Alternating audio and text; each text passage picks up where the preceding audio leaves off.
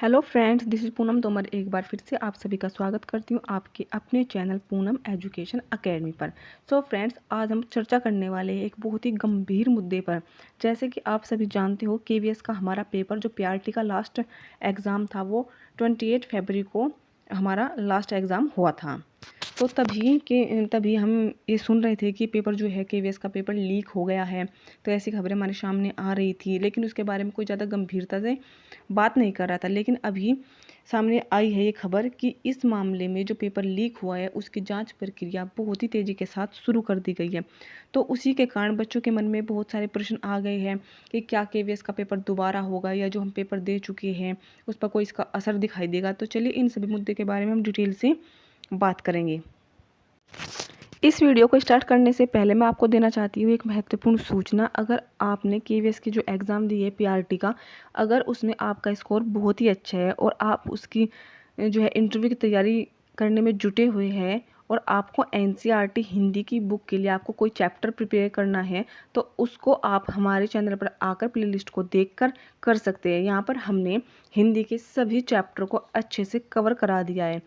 और अगर आपके पास इतना समय नहीं है कि आप सभी वीडियो को देख सके और आप चाहते हो कि हमें बहुत ही कम टाइम में सब कुछ मिल जाए, तो इसके लिए हमने एक मैराथन भी यहाँ पर जो है बनाई है, जो होगी हमारी हिंदी रिमझिम की लगभग 25 से 30 मिनट की। उसमें आपके रिमझिम जो हमारी क्लास फर्स्ट है उसके सभी चैप्टर अच्छे से आपके कवर हो जाएंगे। तो उसका लिंक आपको मैं डिस्क्रिप्शन बॉक्स में प्रोवाइड करा दूँगी, आप वहाँ पर जाकर उनको अच्छे से कवर कर सकते हैं। तो चलिए अपने इस न्यूज़पेपर को देखते हैं और जानते हैं कि कितनी सच्चाई है इस खबर में और आखिर क्या होने वाला है नेक्स्ट स्टेप।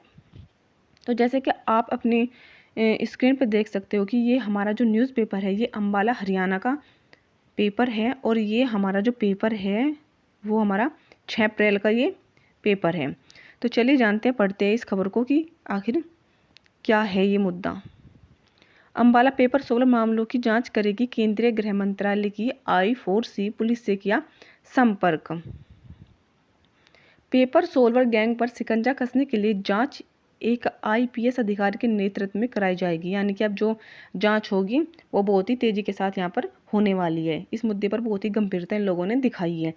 इसके लिए I4C के अधिकारियों ने संबंधित जिलों से संपर्क करना शुरू कर दिया है।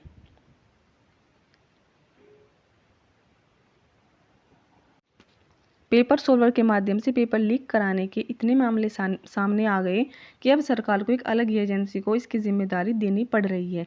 उल्लेखनीय बात यह है कि इन सभी मामलों का केंद्र हरियाणा है। ऐसे में अब पेपर सोल्वर से जुड़े मामलों की जांच केंद्रीय गृह मंत्रालय के अधीन I4C यानी Indian cyber crime coordination centre को दी है। मामले में जल्द ही कोई हल निकल कर आएगा। यह संस्था देश में साइबर अपराधों के मामलों को देखती है। इसमें पेपर सोल्वर गैंग से जुड़े मामलों की जांच एक आईपीएस अधिकारी के नेतृत्व में कराई जाएगी। इसके अलावा I4C के अधिकारियों ने संबंधित जिलों से संपर्क करना शुरू कर दिया है। अम्बाला पुलिस से भी अब तक के मामलों से जुड़े तथ्यों को जुटाया है। ऐसे में अब इस मामले में जल्द ही कोई हल निकल कर आ सकता है। इस मामले में गृह मंत्रालय की साइबर क्राइम एजेंसी को इसलिए भी लगाया है कि पेपर सोल्वर गैंग ने जिस परीक्षा को अपना निशाना बनाया है उनमें अधिकांश स्थानों पर केंद्रीय विद्यालयों में शिक्षक भर्ती की परीक्षा अहम थी। यही कारण है कि अब गृह मंत्रालय के अधीन यह एजेंसी इस मामले की जांच में जुट गई है।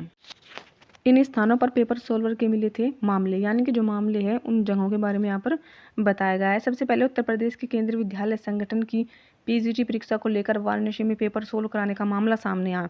इसके बाद अम्बाला के केवीके पीजीटी की परीक्षा में ऑनलाइन पेपर हल कराने का मामला मिला।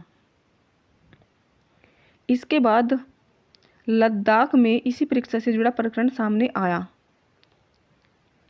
वहीं इसके बाद आगरा में भी एक गैंग पकड़ा जिसने केवीके पीजीटी आदि परीक्षाओं को कराया।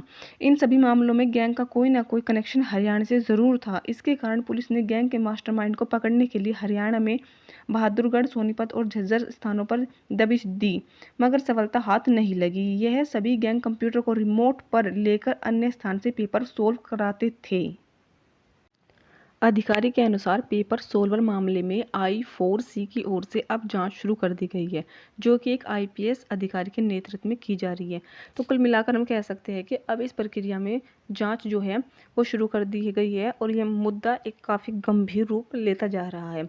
और रहा अब सवाल ये कि क्या KVS का जो एग्ज़ाम हुआ है उसके ऊपर भी इसका कोई प्रभाव दिखाई पड़ेगा, उस पर भी कोई प्रभाव हमें देखने को मिल सकता है। तो इन सभी के बारे में अभी कुछ भी नहीं कहा जा सकता, क्योंकि जब तक कि जांच प्रक्रिया पूरी होकर इसका कोई रिजल्ट निकल कर सामने नहीं आएगा तब तक इस मुद्दे के बारे में बात करना बिल्कुल बेकार है, क्योंकि हमें ये अब तक नहीं पता कि किस लेवल तक इसमें पेपर को लीक किया गया है। अगर ये चीज़ें बहुत ही बड़े लेवल पर हुई तो हो सकता है कि एग्ज़ाम दोबारा भी कराया जा सके, इस पेपर को कैंसिल भी जो है पेपर को कैंसिल भी किया जा सके। तो ऐसी चीज़ें हो सकती है, लेकिन अगर ये बहुत छोटे लेवल पे हुआ तो ऐसा कुछ नहीं होने वाला। और बस मैं आपसे ये कहना चाहूँगी, जिन बच्चों का बहुत अच्छा स्कोर है वो अपनी तैयारी पर बने रहे, अच्छे से अपनी तैयारी को कंटिन्यू करते रहे। तो आज की वीडियो में इतना ही। Thank you for watching this video and please subscribe my channel. Thank you.